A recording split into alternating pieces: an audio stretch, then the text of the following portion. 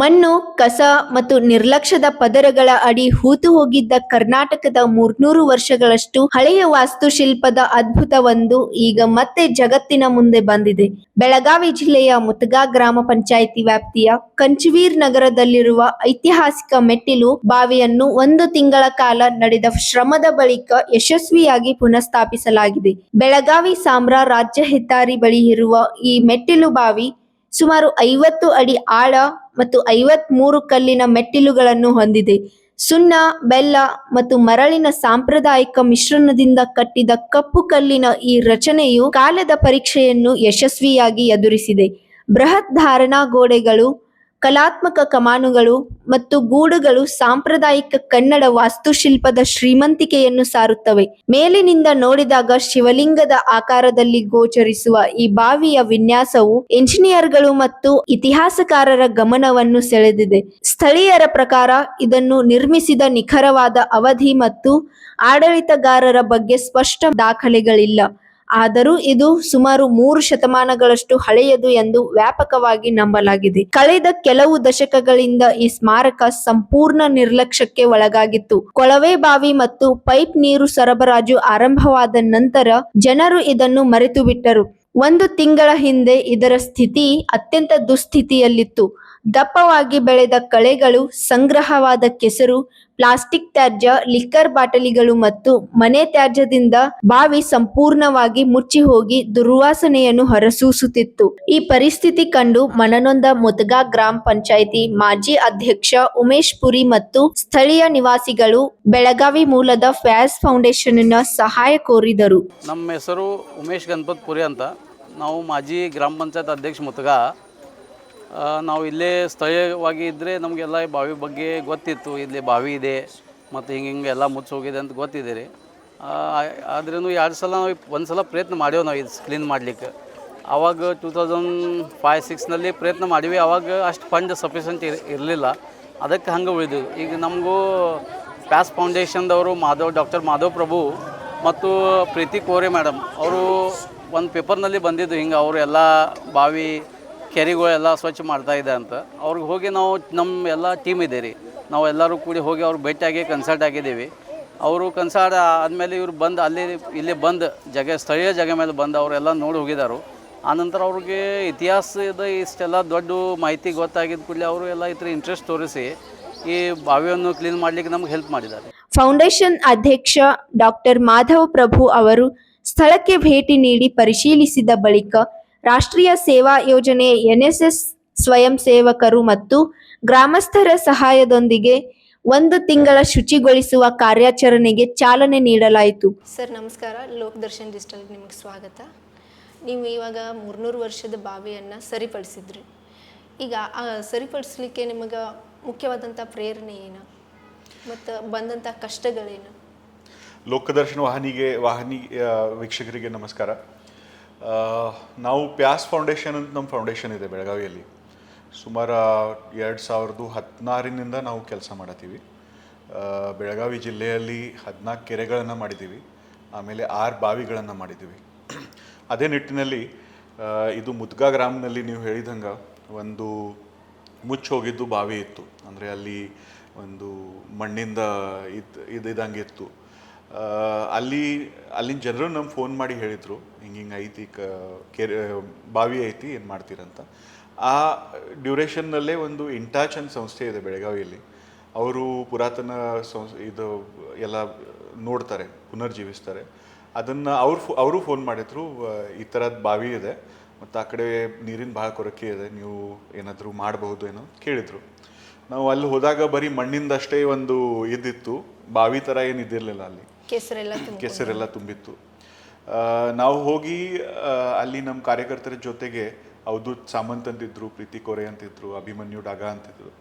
ನಾವೆಲ್ಲ ಸೇರಿ ಹೋಗಿ ಅದನ್ನು ನಾವು ಇನ್ಸ್ಪೆಕ್ಷನ್ ಮಾಡಿದ್ದೀವಿ, ವೀಕ್ಷಣೆ ಮಾಡಿದ್ದೀವಿ. ಸುಮಾರು ಎಷ್ಟು ವಾಲಂಟಿಯರ್ಸ್ನ ಸೇರಿಸ್ಕೊಂಡು ನೀವು ಕೆಲಸ? ಅದೇ ಅದು ಒಂದ್ಸಲ ಇದಾದ ನಂತರ ನಾವು ಫಸ್ಟ್ ಟೈಮ್ ಏನು ಮಾಡಬೇಕಂದ್ರೆ ನಾವು NSS ನಮ್ಮ ವಾಲಂಟಿಯರ್ಸ್ ಇತ್ತು. ಇಲ್ಲಿ KLE ಯೂನಿವರ್ಸಿಟಿ ಯೂನಿಟ್ 9 ಅಂತಿದೆ, ಅಲ್ಲಿ ವಾಲಂಟಿಯರ್ಸ್ ಒಂದು 25 ಜನರು ಸೇರಿ ಫಸ್ಟ್ ದಿವಸದ ಕೆಲಸ ಮಾಡಿದ್ದೀವಿ.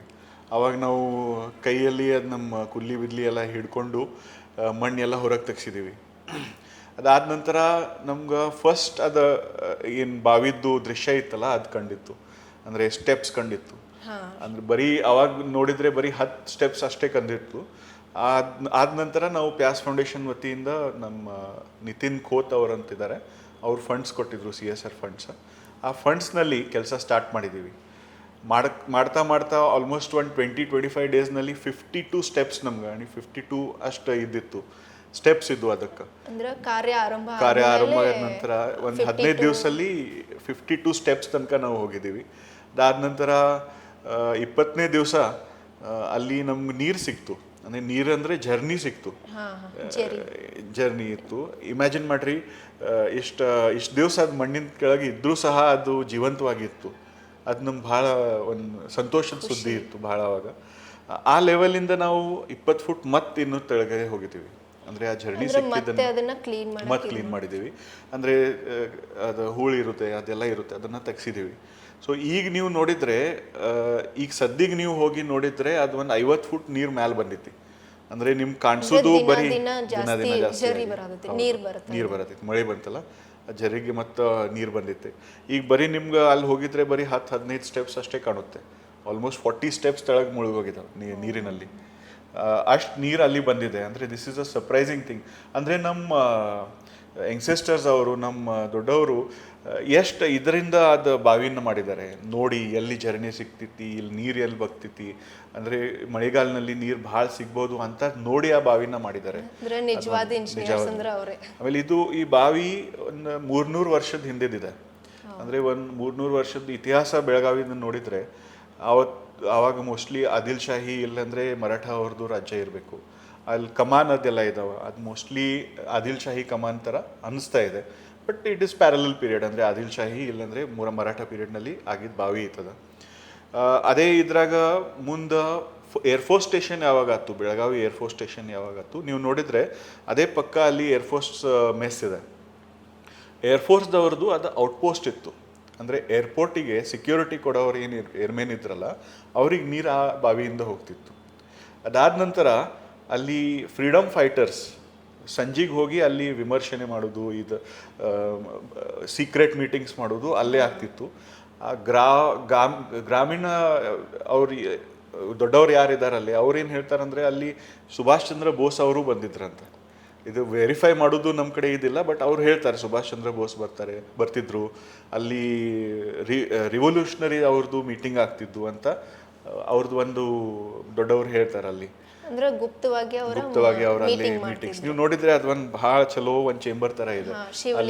ಶಿವಲಿಂಗ ಅದು ಆಕಾರ ನೋಡಿದ್ರೆ ಮ್ಯಾಲಿನ ಶಿವಲಿಂಗ ಥರನೇ ಇದೆ ಅದು. ಅಲ್ಲಿ ತಳಗ ಅವ್ರು ಭೇಟಿ ಮಾಡಿ ಅಲ್ಲಿ ಸೀಕ್ರೆಟ್ ಮೀಟಿಂಗ್ಸ್ ನಡೀತಿದ್ವು ಅಂತ ಬಾವಿಗೆ ಇತಿಹಾಸ ಇದೆ. ಈ ಥರನೇ ಬಾವಿಗಳನ್ನು ನಾವು ಮಾಡಿದ್ದೀವಿ. ಆದರೆ ರಿಸ್ಟೋರೇಷನ್ ಟು ಒರಿಜಿನಲ್ ಫಾರ್ಮ್ ಇದು ಒಂದೇ ಬಾವಿ ಇದೆ. ಬಾಕಿ ಎಲ್ಲ ಏನಾಯಿತು, ಅದೆಲ್ಲ ಬಿದ್ದು ಹೋಗಿತ್ತು. ಅದನ್ನು ನಾವು ಮತ್ತೆ ಕನ್ಸ್ಟ್ರಕ್ಟ್ ಮಾಡಿ ಸಿಮೆಂಟ್ನಲ್ಲಿ ಮಾಡಿದ್ದೀವಿ. ಇದೇನಾಗಿದೆ, ಇದು ಪರ್ಫೆಕ್ಟ್ಲಿ ಪ್ರಿಸರ್ವ್ಡ್ ವೆಲ್ ಇದೆ. ಅಂದರೆ ಇದು ಒರಿಜಿನಲ್ ಶೇಪ್ನಲ್ಲಿ ಇದೆ. ಅಂದರೆ ಆವಾಗಿನ ಕಾಲಿನ ಮಾಡಿದ್ದ ಸ್ಟ್ರಕ್ಚರ್ಸ್ ಎಷ್ಟು ಸ್ಟ್ರಾಂಗ್ ಇರುತ್ತೆ ಅದೊಂದು ಒಳ್ಳೆಯ ಉದಾಹರಣೆ ಇಲ್ಲಿ ಸಿಗ್ತಾ ಇದೆ ನಮಗೆ. ಈ ನಿಟ್ಟಿನಲ್ಲಿ ನಾವು ಇನ್ನೊಂದು 11 ಕೆರೆಗಳನ್ನು ಮಾಡಿದ್ದೀವಿ. ಅಂದರೆ ಹೋದ 10 ವರ್ಷದಲ್ಲಿ 2016ಇಂದ 26ವರೆಗೆ 10 ವರ್ಷ ಆಯ್ತು ನಮಗೆ. 14 ಕೆರೆಗಳನ್ನು ಮಾಡಿದ್ದೀವಿ. ಅದರಲ್ಲಿ ಬಾವಿಹಾಳ್, ಬೈಲ್ವಾಡ್, ಕಿತ್ತೂರು, ಸುಳ್ಗ, ಅರ್ಲಿಕಟ್ಟಿ ಇಂಥವೆಲ್ಲ ಭಾಳ ಕಡೆ ನಾವು ಕೆರೆ ಮಾಡಿಕೊಟ್ಟಿದ್ದೀವಿ.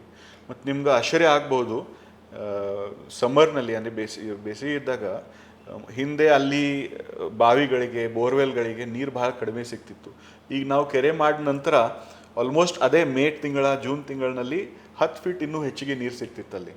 ಅಷ್ಟು ಲಾಭ ಆಗ್ತೈತಿ ಅಂದರೆ ಒಂದು ಕೆರೆ ಮಾಡಿದ್ರೆ. ನಿಮ್ಗೆ ಇವಾಗ ಯಾಕೆ ಪ್ರೇರಣೆ ಬಂತಂತ ಇದನ್ನ ಈ ಥರ ಮಾಡಬೇಕು ಅಂತ? 2016ನಲ್ಲಿ ಬರಗಾಲ ಬಂದಿತ್ತು ರೀ ಬೆಳಗಾವಿನಲ್ಲಿ. ಆವಾಗ ನೀರು ಇದ್ದಿರಲಿಲ್ಲ.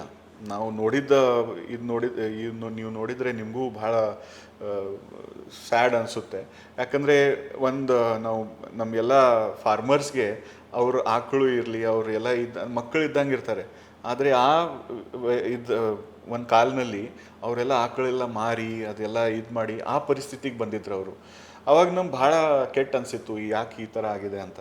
ಮತ್ತು ನಾವು ಟ್ಯಾಂಕರ್ ಮೂಲಕ ನೀರು ಕೊಡೋದು ಶುರು ಮಾಡಿದ್ದೀವಿ, ಕುಡಿಯೋ ನೀರು ಕೊಡೋದು. ಬಟ್ ಅದು ಸಾಲಲ್ಲ ಅಂತ ನಮ್ಗೆ ಗೊತ್ತಿತ್ತು. ಅಂದರೆ ಮಾಡಬೇಕಂದ್ರೆ ಒಂದು ಪರ್ಮನೆಂಟ್ ಸೊಲ್ಯೂಷನ್ ಮಾಡಬೇಕು. ಆ ಪರ್ಮನೆಂಟ್ ಸೊಲ್ಯೂಷನ್ ಏನಂದರೆ ವಾಟರ್ ಹಾರ್ವೆಸ್ಟಿಂಗ್ ಅಂದರೆ ಏನು, ನೀರೆಲ್ಲ ಏನು ನಮ್ಮ ಫ್ಲೋ ಆಗಿ ಹೋಗಿಬಿಡುತ್ತಲ್ಲ ಇದ್ರಾಗ, ನದಿಯಲ್ಲಿ, ಗಟರ್ನಲ್ಲಿ, ಅದನ್ನು ಒಂದು ಕಡೆ ನಾವು ಸೇವ್ ಮಾಡಿ ಅದನ್ನು ಭೂಮಿಯಲ್ಲಿ ಹಾಕಿದರೆ ಅಂತರ್ಜಲ ಹೆಚ್ಚಿಗೆ ಆಗುತ್ತೆ. ಅಂದರೆ ರೈನ್ ವಾಟರ್ ಗ್ರೌಂಡ್ ವಾಟರ್ ಏನಿರುತ್ತೆ ಅದು ಹೆಚ್ಚಿಗೆ ಆಗುತ್ತೆ, ಅದೇ ನಾವು ಕುಡಿತೀವಿ. ಸೊ ಅದೇ ನಮ್ಮ ಅಂತರ್ಜಲವನ್ನ ಜಾಸ್ತಿ ಮಾಡಕ್ಕೆ ಈ ಪ್ಲಾನ್ ಮಾಡಿದ್ದೀವಿ. ಆವಾಗ ಒಂದು ಹುಡುಗಿ ಇದ್ಲು, ಆಕಿ ಒಂದು ನಮ್ಮ ಟ್ಯಾಂಕರ್ ಪೈಪ್ನಲ್ಲಿ ಒಂದು ಲೀಕ್ ಇತ್ತು. ಆ ಲೀಕ್ ನೋಡಿ ಆಕಿ ಒಂದು ಮನೆಯಾಗಿಂದ ಒಂದು ಚಂಬು ತಗೊಂಡು ಬಂದು ಆ ನೀರು ಕಲೆಕ್ಟ್ ಮಾಡ್ತಿಲ್ಲ. ಅಂದರೆ ಆಕಿಗೆ ನೀರಿನ ಮಹತ್ವ ಎಷ್ಟೈತಂತ ಗೊತ್ತಾಗಿತ್ತು ಆಕಿಗೆ. ನಮ್ಮ ಮಕ್ಕಳಿಗೆ ನೋಡಿದರೆ ಅದು ಅಷ್ಟು ಇರಂಗಿಲ್ಲ. ಅದನ್ನ ನೋಡಿ ನಮ್ಗೆ ಭಾಳ ಇದಾಗಿತ್ತು. ಅಂದರೆ ಎಷ್ಟು ಈ ನೀರಿಂದ ಬೆಲೆ ಎಷ್ಟೈತಿ ಆ ಸಣ್ಣ ಮಗುಗೆ ಗೊತ್ತಿತ್ತು. ಅದನ್ನು ನೋಡಿ ಇದೆಲ್ಲ ಪರಿಸ್ಥಿತಿ ನೋಡಿ ನಮ್ಮ ಪ್ರೇರಣೆ ಬಂತು ಮತ್ತು ಪ್ಯಾಸ್ ಫೌಂಡೇಶನನ್ನು ನಾವು ಸ್ಟಾರ್ಟ್ ಮಾಡಿದ್ದೀವಿ. ಇವಾಗ ಮತ್ತೆ ಮುಂದೆ ಇಂಥ ಜಾಗಗಳನ್ನ ಸರಿಪಡಿಸುವಂಥ ಪ್ಲಾನ್ಸ್ ಒಂದಂತೂ ಕೆರೆ ನಾವು ಮಾಡತ್ತೀವಿ, ವರ್ಷಕ್ಕೆ ಒಂದು 2-3 ಕೆರೆ ಮಾಡ್ತೀವಿ. ಆದರೆ ಈ ಸಲ ಬೆಳಗಾವಿಯಲ್ಲಿ 2-3 ದೊಡ್ಡ ಪ್ರಾಜೆಕ್ಟ್ ಮಾಡೋದು ಇದೆ ನಮ್ಮಲ್ಲಿ. ನೀವು ನೋಡಿದರೆ ನಮ್ಮ ಬೋಗಾರ್ವೇಸ್ ಹತ್ರ ಮತ್ತು ಅಲ್ಲಿಂದ ಮ್ಯಾಲೆ ಧೋಬಿಘಾಟ್ ಕಡೆ ಹೋಗಿದ್ರೆ ಒಂದು ಲೇಂಡಿ ನಾಲಾ ಅಂತ ಒಂದು ನಾಲಾ ಬರುತ್ತೆ. ಆ ಕಡೆ ನೀವು ನೋಡಿದರೆ ಎಳ್ಳೂರಿಂದ ಒಂದು ಬೆಳ್ಳಾರಿ ನಾಲಾ ಅಂತ ಬರುತ್ತೆ. ಇವು 2 ನಾಲಾ ಆ್ಯಕ್ಚುಲಿ ಇಲ್ಲ, ಇವು 2 ನದಿಗಳ ಟ್ರಿಬ್ಯೂಟರೀಸ್ ಇದ್ರು.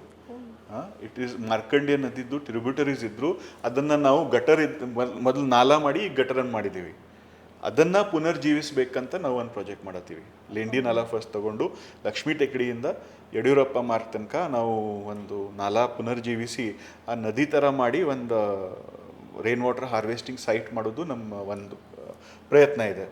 ಇನ್ನೊಂದು ನೀವು ನಮ್ಮ ಕೆರೆ ನೋಡಿದರೆ ಆ ಕೆರೆ ಇಡೀ ಇದ್ರ ವ್ಯಾಪ್ತಿಯಲ್ಲಿ ಸುತ್ತಮುತ್ತ ಒಂದು ಖಂದಕ ಇದೆ, ಅಂದರೆ ಮೋಟ್ ಅಂತೀವಿ ನಾವು ಇಂಗ್ಲೀಷ್ನಲ್ಲಿ. ಆ ಮೋಟನ್ನು ರಿವೈವ್ ಮಾಡಿದರೆ ಬಹಳಷ್ಟು ನೀರು ಅಲ್ಲಿ ನಾವು ಇದು ಮಾಡಬಹುದು. ಆ ಕೆರೆ ನೋಡಿದರೆ ಕೆರೆಗೆ ಮತ್ತು ಆ ಮೋಟಿಗೆ ಕನೆಕ್ಷನ್ ಇತ್ತು.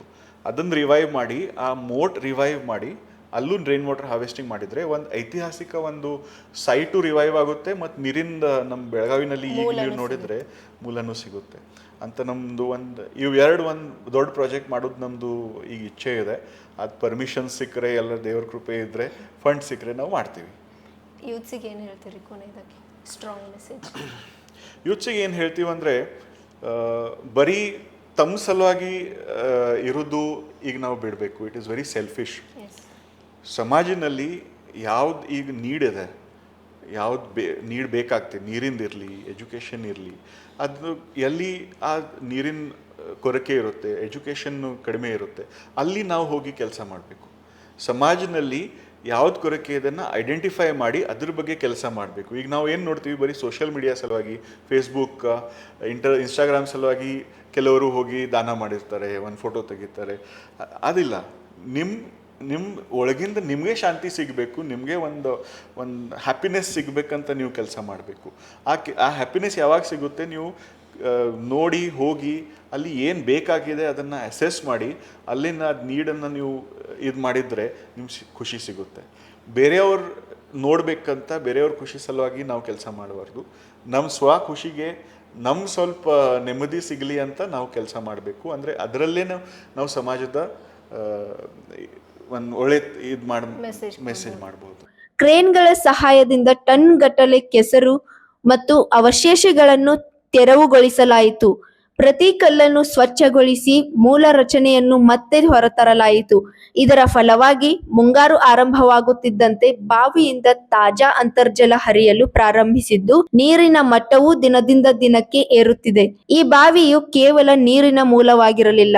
ಸ್ಥಳೀಯ ಇತಿಹಾಸದ ಪ್ರಕಾರ ಬ್ರಿಟಿಷರ ಆಳ್ವಿಕೆಯ ವಿರುದ್ಧ ಹೋರಾಡುತ್ತಿದ್ದ ಸ್ವಾತಂತ್ರ್ಯ ಹೋರಾಟಗಾರರು ಈ ಬಾವಿಯ ಮೆಟ್ಟಿಲುಗಳ ನಡುವೆ ಅಡಗಿಕೊಂಡು ತಮ್ಮ ಯೋಜನೆಗಳನ್ನು ರೂಪಿಸುತ್ತಿದ್ದರು. ಕೊಳವೆ ಬಾವಿಗಳು ಬರುವವರೆಗೆ ಹಲವು ವರ್ಷಗಳ ಕಾಲ ಇದು ಗ್ರಾಮದ ನಿವಾಸಿಗಳು ಮತ್ತು ಜಾನುವಾರುಗಳಿಗೆ ಪ್ರಾಥಮಿಕ ಕುಡಿಯುವ ನೀರಿನ ಮೂಲವಾಗಿ ಕಾರ್ಯನಿರ್ವಹಿಸಿತು. ಗ್ರಾಮದ ಹಿರಿಯ ನಿವಾಸಿಯೊಬ್ಬರು ನೆನಪಿಸಿಕೊಳ್ಳುತ್ತಾ, ಮೊದಲು ಈ ಬಾವಿಯ ನೀರು ತೆಂಗಿನ ತಿಳಿ ನೀರಿಗಿಂತಲೂ ಸಿಹಿಯಾಗಿತ್ತು. ಬೇಸಿಗೆಯಲ್ಲೂ ನೀರು ಬತ್ತುತ್ತಿರಲಿಲ್ಲ. ಪುನಃಸ್ಥಾಪನೆಯ ನಂತರ ಈ ಬಾವಿಯ ಎಂಜಿನಿಯರಿಂಗ್, ಐತಿಹಾಸಿಕ ಮಹತ್ವ ಮತ್ತು ಪ್ರವಾಸಿ ತಾಣವಾಗುವ ಸಾಮರ್ಥ್ಯಕ್ಕೆ ವ್ಯಾಪಕ ಮೆಚ್ಚುಗೆ ವ್ಯಕ್ತವಾಗಿದೆ. ಇದನ್ನು ಹೆರಿಟೇಜ್ ತಾಣವಾಗಿ ಅಭಿವೃದ್ಧಿಪಡಿಸಿ ಮುಂದಿನ ಪೀಳಿಗೆಗೆ ನಮ್ಮ ಪರಂಪರೆಯನ್ನು ಪರಿಚಯಿಸಬೇಕು ಎಂಬುದು ಸ್ಥಳೀಯರ ಮತ್ತು ಸಂಘಟನೆಗಳ ಒತ್ತಾಯವಾಗಿದೆ. 300 ವರ್ಷಗಳ ಮೌನ ಮುರಿದು ಮತ್ತೆ ಮಾತಾಡಲು ಶುರು ಮಾಡಿದ ಈ ಮೆಟ್ಟಿಲು ಬಾವಿ ನಮಗೆ ಒಂದು ಸಂದೇಶವನ್ನು ಕೊಡುತ್ತಿದ್ದು, ನಮ್ಮ ಈ ಪರಂಪರೆಯನ್ನು ನಾವೇ ಉಳಿಸಬೇಕು. ಪುನಃ ಸ್ಥಾಪಿತವಾದ ಈ ಬಾವಿಯನ್ನು ಜಿಲ್ಲಾಧಿಕಾರಿ ಮೊಹಮ್ಮದ್ ರೋಷನ್ ಅವರು ವೀಕ್ಷಿಸಿ ಪರಂಪರೆ ಸಂರಕ್ಷಣಾ ಕಾರ್ಯವನ್ನು ಶ್ಲಾಘಿಸಿದರು. आज हम मुद्गा आए हैं। मेरे खास दोस्त डॉक्टर माधव प्रभु जी ने बोला था कि प्यास फाउंडेशन की ओर से और जितने भी लोकल लीडर्स हैं सब ने ये जो अपना कुआं है उसको रिस्टोर करने में काफ़ी मेहनत की थी। तो आज देख के बड़ी खुशी हुई। 300 ईयर ओल्ड स्ट्रक्चर एंड जो बेलगावी के हेरिटेज का एक हिस्सा है उसको रिस्टोर किया गया है। मैं चाहता हूं कि बेलगावी में जितने सारे हिस्टोरिकल स्ट्रक्चर्स है, हेरिटेज मॉन्यूमेंट्स है, सभी को इसी प्रकार रिस्टोर किया जाए और सभी लोग एक होकर ये जर्नी में साथ दें। And I am very happy and proud of the efforts put in by Pyaas foundation and may God give them strength. आप सभी को भी भगवान बहुत बहुत ताकत दे कि आप ऐसे काम और कर पाओ। Thank you. ಈ ಮಧ್ಯೆ ಈ ಐತಿಹಾಸಿಕ ಸ್ಥಳಕ್ಕೆ ಸರ್ಕಾರಿ ಶಾಲೆಯ ವಿದ್ಯಾರ್ಥಿಗಳು ಭೇಟಿ ನೀಡಿ ಪರಂಪರೆಯ ಬಗ್ಗೆ ಅರಿವು ಪಡೆದರು. ಶಿಕ್ಷಕರ ಮಾರ್ಗದರ್ಶನದಲ್ಲಿ ಬಾವಿಯ ವಾಸ್ತುಶಿಲ್ಪ ಮತ್ತು ಇತಿಹಾಸದ ಬಗ್ಗೆ ವಿದ್ಯಾರ್ಥಿಗಳು ತಿಳಿದುಕೊಂಡರು. नमस्ते, मैं Vinod Khamkar Mudga new English primary school से बच्चों को लेके मैं यहाँ पे आया हूँ। जो यहाँ पे कुआं है जो पुरानी है चीज़, आजकल के बच्चों को ऐसी पुरानी चीज़ देखने नहीं मिलती और हमारे आसपास के परिसर में ही ऐसी कुआं मिल गई है जो जिसकी खोज हुआ है। वो खोज होने के बाद हम बच्चों को ऐसे पुरानी चीज़ बताने के लिए, दिखाने के लिए आ गए हैं। कम से कम 250 से ज़्यादा स्टूडेंट आज यहाँ पे हम लाए हैं। बच्चों को इसके बारे में अलग अलग कक्षा के पहली से 7वीं कक्षा तक बच्चों को हमने ये इसकी इन्फॉर्मेशन दी है, जिसकी जानकारी बच्चों को होनी चाहिए।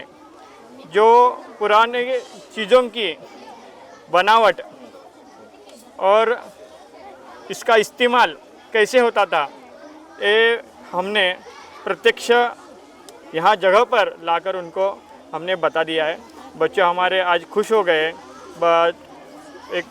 कम से कम 15 दिन हो गया, बच्चे बोल रहे थे वीडियो ऐसा आ गया है और दिखाओ करके। तो हमने सब शिक्षक शिक्षिकाओं ने हमने ये इधर आके बच्चों को इसकी जानकारी दे दी है। धन्यवाद। नमस्कार, माझे नाव दिव्या पुंडलिक हरजी. मी इयत्ता 7वीची विद्यार्थिनी. मी न्यू इंग्लिश प्राथमिक मराठी शाळा मुदगे येथून इथं विहीर बघायला आली आहे. ही विहीर बघून आम्हाला खूप आनंद झाला. ह्या विहिरीबद्दल आमच्या सरच्यांनी आम्हाला खूप माहिती सांगितली आणि ही विहीर मुदगा गावाला पाऊस आला नाही तर पण पाणी पुरेल एवढी आहे, म्हणून मला खूप अभिमान वाटतोय. धन्यवाद.